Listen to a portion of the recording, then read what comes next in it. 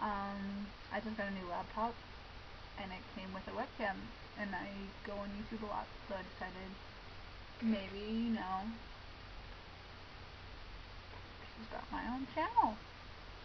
Anyways, I decided that, you can hear my cat in the background, but I decided that this was going to be about something called aortic dissections, which I don't know if you know what that is, but if you've ever heard of the actor John Ritter,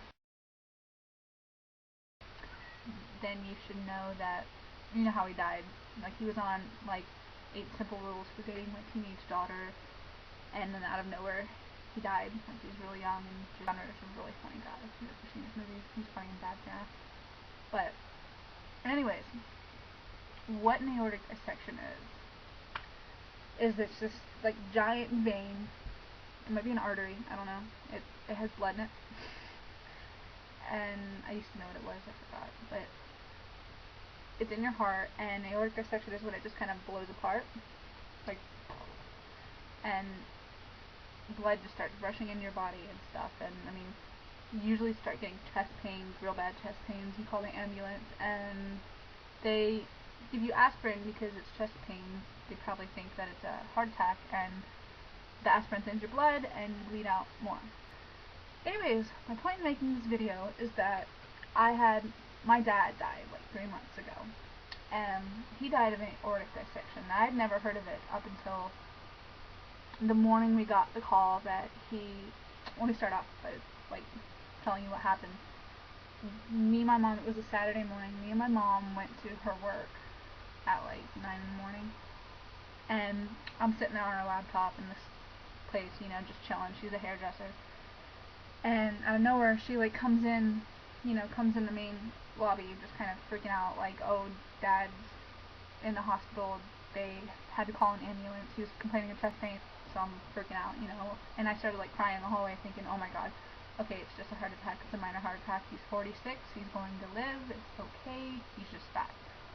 Well, what happened was that he was working, like, mowing and weed eating and crap in the yard with my 13-year-old cousin Dawn, and all of a sudden he had to go to the bathroom, and he came out of the bathroom, sat down on the chair, and just started complaining of having chest pains and stuff. He got up and told my cousin to, like, make him water, get him glasses of water and stuff. He didn't have a cell phone on him, and we didn't have a working house phone at the time, so he told my cousin Dawn to run next door and get my neighbor to call 911 because he was getting chest pains, Anyways, so that was about 11 o'clock, and I'm freaking out at my mom's work, so we drive over to the house, and they tell us he's at the Winter Park Hospital, and so we go down there, and me and Dawn were waiting. We're just sitting in the waiting room. My mom is in the emergency room, like in the room that they have him in. The doctor's yet to see him. He's still complaining of chest pains. They're feeding him aspirin, and the nurses aren't really being that helpful. My mom has to, like, fucking clean him up, like, he started shitting, and it was diarrhea. It turned into pure blood after a couple hours. And what happened was that my mom drove us home. Dawn went and got on the computer. I went and took a nap, and I woke up, and it was about 6, maybe? 5, 6. And my mom called back and said that the doctor had finally got to see him a fucking million hours later, after he's been sitting there bleeding out, nobody's helping, and he's got, like, a fucking broken vein, and they don't know that. They think it's a heart attack, so they're feeding him aspirin. And my mom tells me on the phone that it's called an aortic dissection, and I'm like, what the fuck is that? So I go on Wikipedia, everybody does, and I look it up, and it says on there that you have an 80% chance of dying if you get it. So, like, that moment, basically that was a realization that my dad was probably going to die, and I sat there and basically cried for, like, 15 minutes. And then my mom's friend came and picked me and Dawn up and drove us back to the hospital. They transferred him to ORMC, and we basically sat there for 12 hours. Actually, no, I'm not sure. We got there, they started operating on him as soon as he got there. Like, it was, they had to do open heart surgery. They were trying to sew his little aorta back up together. And we got there at about 6 or 7, and So over the course of the night, we had like 5, 6 people in the waiting room. We were the only people there. My sister didn't know. My sister was like 6 months pregnant at the time with her first kid, and my dad was really excited about it. And we were sitting there, and the doctor kept coming in, giving us updates here and there, saying like, "Oh, we're trying, but he's got like all this liquid in his like lungs or his heart, or I guess that it's making the tissue. You can't sew it. He couldn't sew it up because they had no, leverage to sew it with, and so they were trying to put Velcro, like not Velcro, but like little strips of material on it, sew it on there, so they'd have something to sew it to." And the doctor came at like 2 in the morning, 2 or 3. I had fallen asleep on the floor of the emergency room, and waiting room actually, and the doctor came. I was woken up by like my sister saying, "Here, come here," because he was sitting there telling us, and this doctor had worked for like 6 hours, and was telling us that it's looking real bleak, and he's not saying it's official, but more than likely he's gonna die. And that moment we all just sat there and basically cried and made it awkward for the doctor. And after that, they were still operating on him. They remained operating on him. About 8:30 they came in again. Yeah, 8:30. They came in again and said they tried their best to sew it up, and they're wheeling him to a room right now, and he's still alive, and there's a very small chance that he might live. And of course, he said, "Don't get your hopes up. This is more than likely not going to happen." But of course, I got my hopes up. I'm sitting there texting on my phone, like, "Oh my God," texting to my best friend, "He might live, blah, blah, blah, blah." Like, I've just been crying the entire night. Well, as soon as I send the text out to my friend Brandon, the doctor comes in about 9:45. He comes in, and he says, basically, "Your dad's dead." Probably, I don't think he said it that way, but you get the gist. Like, he passed away on the way there. About 2 minutes ago. So my dad died March 30th, 2008, 9:43.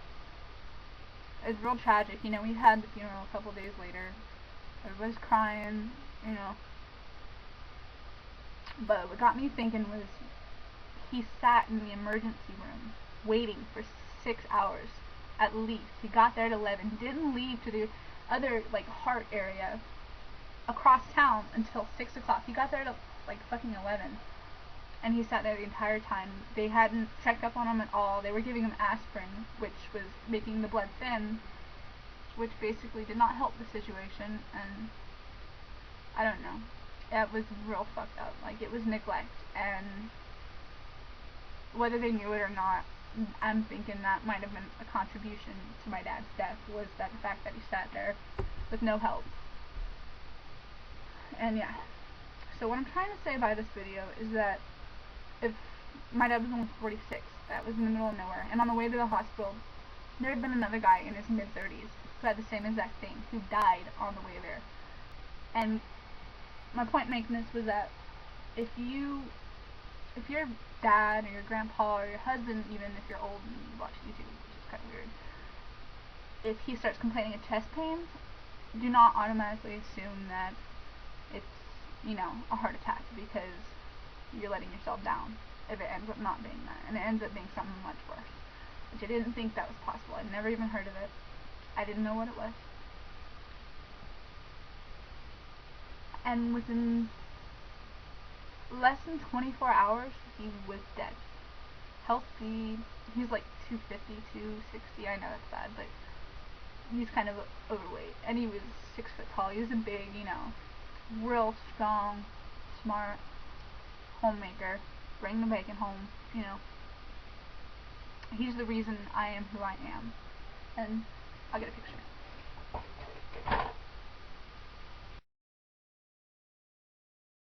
Yeah, and then here's my dad and my sister. My dad was an amazing man. He could have been the president. He was the smartest man I've ever met.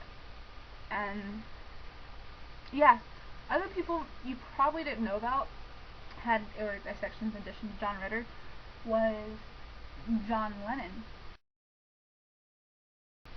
which I know everybody's going to be like, oh no, the guy shot him.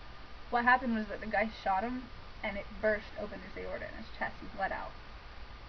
And I don't know if people don't know that, but this is a really serious thing that is really depressing, and it steals your loved ones within a day. And it still feels like yesterday.